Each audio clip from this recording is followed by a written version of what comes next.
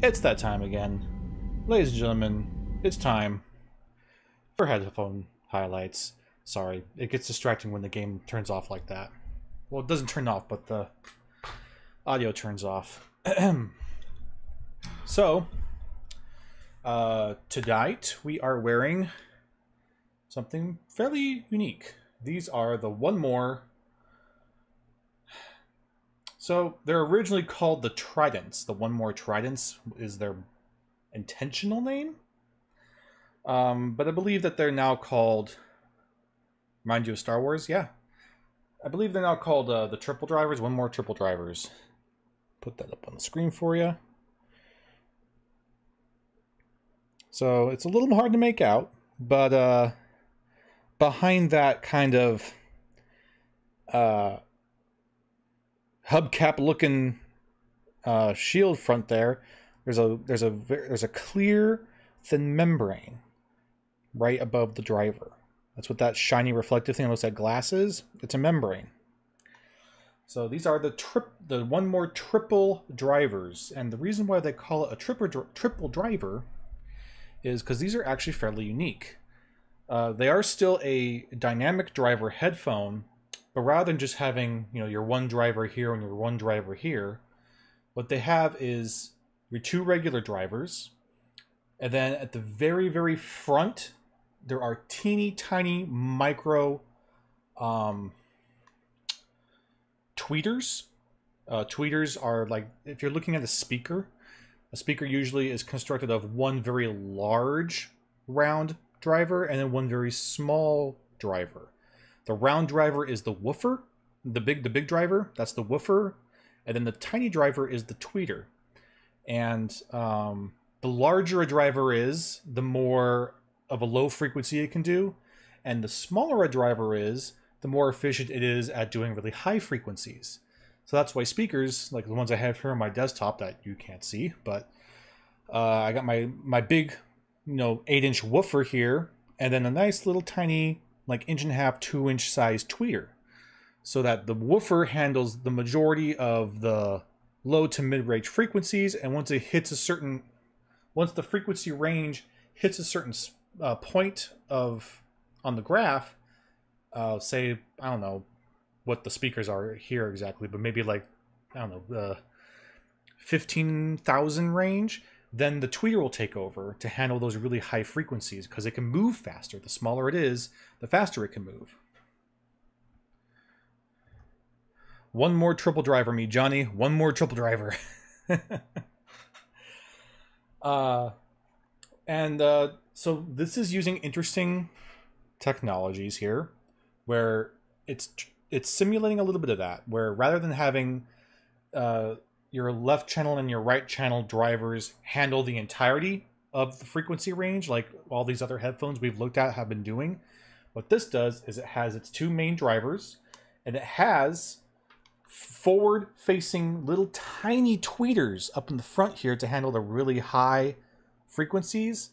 And then, like I showed off before, this membrane is a passive radiator, I think they call it. It's a passive radiator, so it's not an additional driver. It's calling these a triple driver is not really true. It's two drivers and a passive radiator. So what's happening is this driver is the big driver is working to push sound this way, but the passive radiator is also moving in tandem with it to give just a little bit more extra oomph, I guess. That's a technical term. So very interesting. And usually this is kind of the weird tech you might hear from like gaming headphones, like, oh yeah, there's like 5 drivers in them to simulate surround sound, and usually that's just junk garbage because you don't need that kind of thing. You only need your 2 drivers to get everything you need. But they really worked hard on the utilization of this, and this is, for me, the first implementation of a multi-driver headphone that works. Every other multi-driver headphone I've tried has been just a gimmick, but this is something else. Let's see. what else can I talk about these? That's wild. How did they stuff them both in there? So it's the tweeter is a ceramic driver. So rather than being your kind of soft membrane, it's ceramic, so it's very, very hard and tough. And that means they can make it teeny, teeny, tiny, and it'll have enough structural integrity to move crazy fast. And what they did, it's really wild. So these pads are not removable for a reason. This would be really hard for the camera to pick up, I'm sure. But come on, camera. Yeah, you can't really tell. If I can get the angle just right, maybe you can see it. Oh, maybe not. Well, like on the inside, right here, on the inside, not like out here, not here, but right here on the inside lip of this pad, it's serrated. It's got little holes. And what's happening is, to make all of this fit together, this whole round section is the main driver, and then the teeny tiny little tweeter is right in front, at the very, very front, behind the pad. And the reason why the pads can't be replaced is because the pads are custom designed. They have that little perforated section right there so that the tweeter can fire upward into the pad and then bounce off the pad through that serrated holes in the pad into your ear. It's wild, it's crazy, but it works really, really well. Before I get into sound though, let's take a look a bit more at the construction of these, because these are built incredibly well. Put that back up there.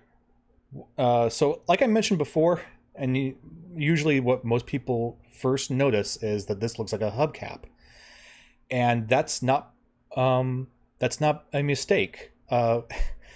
These headphones were, when they were when they launched, they were part of a deal with Maserati, where if you purchased a specific Maserati, you would get these headphones with it, and this is what the hubcap of that Maserati looked like.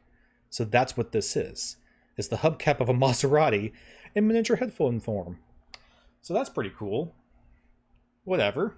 But you know, the headphones became so popular for what they were and how they sounded that they just started mass producing them, and they didn't bother deciding to change the style on them. And well, it's an acquired taste. I think it's cool that it's based off of a car. That's really neat. So whatever, I don't mind it. Some people hate it, but I like it. Really awesome machining on the metal here. This is all metal, and this bracket here is all aluminum. It's you could feel the knurling in there. It's machined incredibly well. This bracket here is metal. This is metal. The band that goes into the headphone is metal. Damn, it's just amazingly built. The headband is this soft fake leather. I think it says one more up there. Oh, you can barely see it. One more.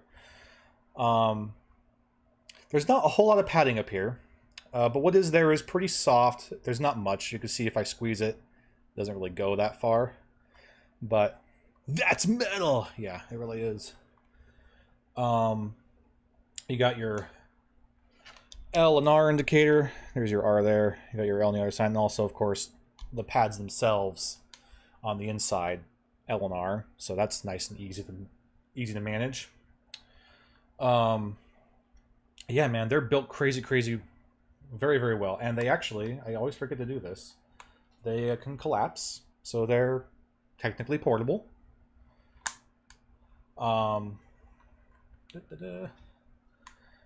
The pads themselves, it's unfortunate that they're not replaceable, but fortunately they're really, really nice. They're very, very soft. They're a protein leather, but there's no memory foam there, but they're very, very soft, very plush. Yeah, so they're very good, high quality pads. You might notice that these look a little small, and that's because even though they're marketed as over-ear headphones. They absolutely are not. They are on-ear headphones. So they fit right onto my ear. They're not. My ear is not inside the pads. The pads are resting on my ear. But in terms of on-ear headphones, this is one of the better implementations because these pads are so soft. Let's get into the Comfort Cloud system, because that's where things get a little weird. They got a pretty good amount of clamp force, and for having 2 drivers, it's surprisingly small. Yeah, it is. So, a good amount of clamp force. And it's an on-ear headphone. So unfortunately, even though the pads are very nice and very soft, you put these on, and if you're not bothered too much by the lack of padding on the headband, which for me is acceptable, it's okay, but there is a little bit of a hot spot right dead center for me, and I know, again, some people are really, really sensitive to that. So if you could get past that, you put these on, and they feel pretty good. They feel like they're comfortable. They are closed headphones, by the way, so everything's very muffled for me right now. There is passive noise isolation happening here. So right now they're plenty comfortable, perfectly comfortable. They're fine. However, that comfort lasts for about an hour or 2 at the most. Because after you wear these for a while, that clamp force and the pads resting right on your ears, not around your ears, but on your ears, oh, it starts to get to you. It's been admittedly kind of a struggle for me to wear these for an entire week, because after a while they start to hurt, man, and it starts to give me a headache, and it's a shame because, like I said, when you put them on, they feel great. They feel fine. And there's lots of perks to how they are. Oh, yeah. Especially with wearing glasses, that's definitely not helping. But yeah, after you wear them for a while, all of a sudden you're like, I gotta move them around a bit, or, oh, I need to take a break, or I gotta shift them around. What's going on? This is starting to really bothering me. It's a shame. But hey, if you only need to listen to stuff for a little bit, like an hour or 2, maybe you just need to do like a movie on your computer or whatever, or listen to an hour of music, these should be fine. Long gaming sessions, it's gonna vary. For me, it's pretty fatiguing, but you know, your mileage may vary. Yeah, I mean, if they were over ear, I think that would probably not be a problem. If they were in a full over ear headphone, even though these pads aren't particularly thick, I think that they're plenty soft enough that if the pressure was around my ear, if the pressure was here, it would be fine. But instead the pressure is here, and that just sucks. It sucks, man. This is a little bit of a bonus for our usual watchers. I've been cheating a little bit, I have to admit, because it is really fatiguing to wear these things for a long period of time, and I usually have to sit here for a long period of time whenever I'm doing anything. So I have been, on occasion, switching back over to these. If you remember, these are the the Audio-Technica M40Xs. And if you remember, these had kind of a similar problem where, because of the clamp force and the stiffness of the cowhide pads, they were a little fatiguing after a while. And I mentioned that I was going to start experimenting with them to see if I can fix that comfort, because otherwise the sound of these sounded really, really great. Well, ta-da! I don't know if you remember, but these are not the cowhide pads. These are Brainwave XL pads, oval pads. And I got them in gray, and they just so happen to match almost perfectly. And while I admit It doesn't maybe reach the same level of audio fidelity that you got with the cowhides. It is extremely close, and the comfort is 100% better. Because these brainwave pads are just so freaking soft and plush. I could wear these forever now. So for me, it's worth the sacrifice of a little bit of fidelity, because this is so much better. And they look cool because they're gray, and it matches. Hooray! So I wanted to show that off really quick. So yeah, back to the comfort on these guys. Nice color match for sure. Yeah. So yeah, initial comfort on these, I would say hit about a. I'll put it up there with the Sennheisers, maybe a six clouds. But that starts to get lower and lower the longer you wear them, at least for me. So we're gonna start with the 6 for the first hour or so, and then we're dropping, I don't know, maybe like half a point, maybe even a full point every half hour after that. Because, oh boy, I can't very well say that a headphone is comfortable if it's painful, now can I? So they're very comfortable at first, but they gradually go down to where I don't want to wear them anymore because they hurt. So that's unfortunate, because otherwise these are really, really awesome. I will point out really quick here that unfortunately, while it's not a proprietary cable, they do use a dumb cable termination for their headphone, because once again, they have these really deep canals to put the cable termination into. It's very nice that they're marked red, by the way. If you're not familiar, anything with audio that's marked in red almost always indicates the right channel. So that's really nice to see. They deliberately mark it. This is the right channel. This is the left channel, because this is red and this is white. Left channel is typically usually blue. It's usually red and blue, but if it's not blue, then it's almost always red and something else. And red's always right. So that's nice. But because the canals in there are so deep, you do have to have long terminations. These are 2.5 millimeter terminations here, which, you know, isn't super uncommon to find 2.5 millimeter, but again, they have to be really long and really thin to fit in there, and that's hard to find. So unfortunately, it's not the easiest to replace. And the cable that it comes with is okay. It's very short, which, I mean, for me, this is a perfectly fine length.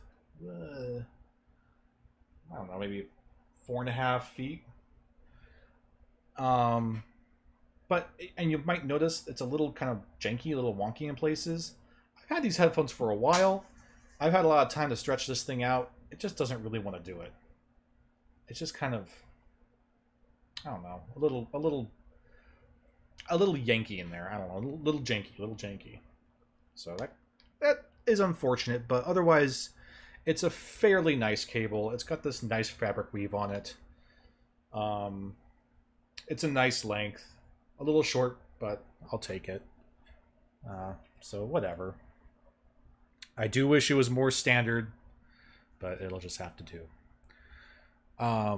So we got all this weird driver technology in these things. How do they sound? Pretty freaking amazing. That little tweeter in there, man, can do things. Holy cow. It is really, really fast. Everything in this sounds fast and punchy. The treble response in this is what I would call crispy. This is a crispy headphone. Everything is very, very sharp. Everything's very precise. your imaging and your treble range is very, very quick, sharp, precise. Words I've already used.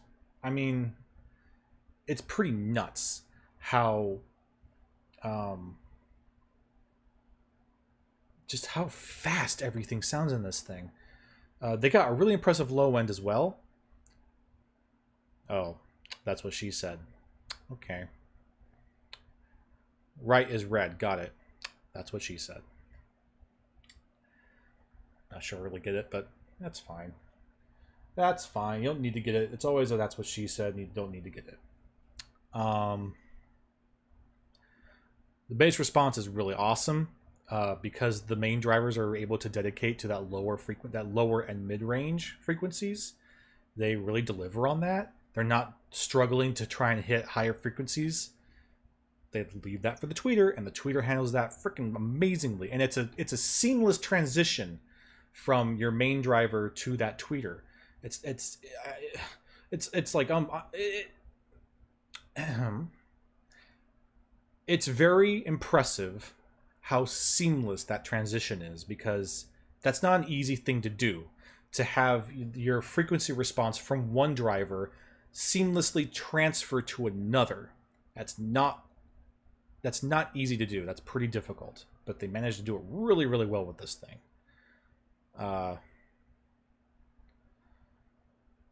Oh, I said that when you were talking about the ends of the cables. Yeah. Yeah, she always talks about my thin, skinny cables, doesn't she? I get you.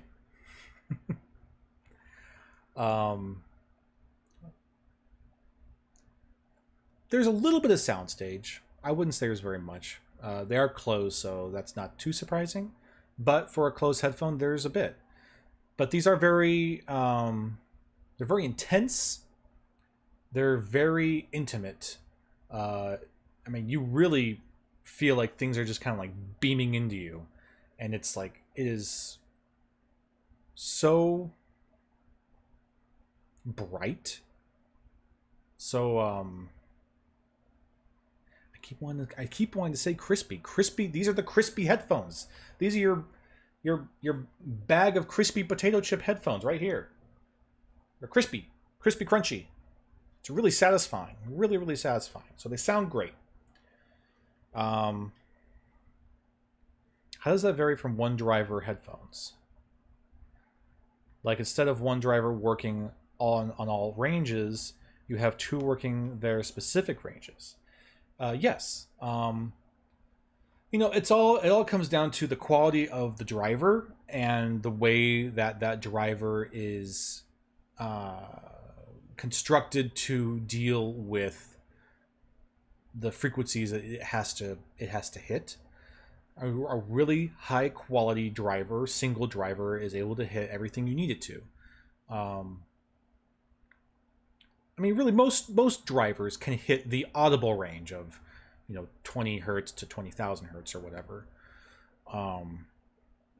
But with really high quality drivers, I would say, the Sennheiser 600 series, they have really quality drivers, dynamic drivers, and they're 50 millimeter drivers. That's a good size, and it can hit every range you really need it to.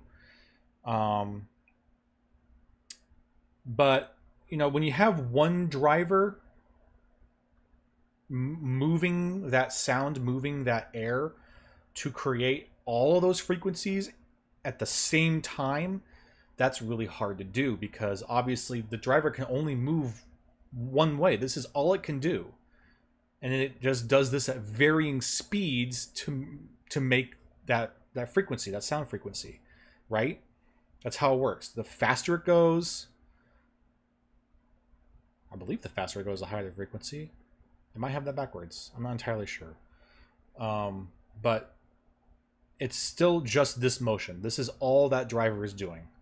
And it's going to do this in varying speeds to hit whatever frequency it needs to do.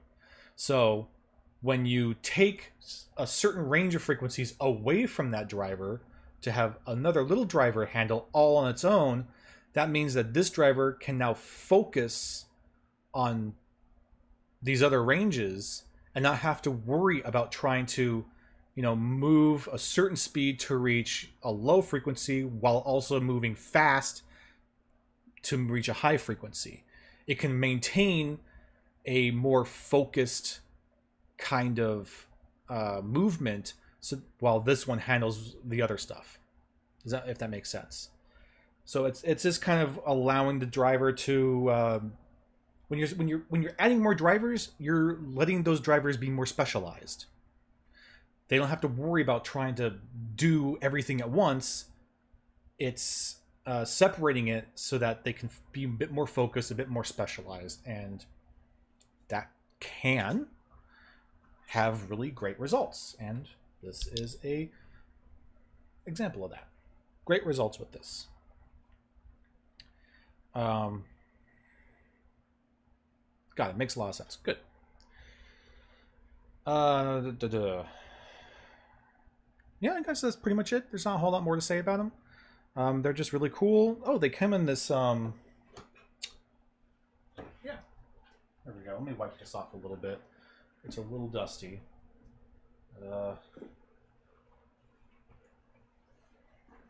I haven't used these very often, so of course the case that they come in is a little dusty, but the case is really nice. Just a beep, little tiny little pill case. It says one more on it. And they just kind of fold right in there.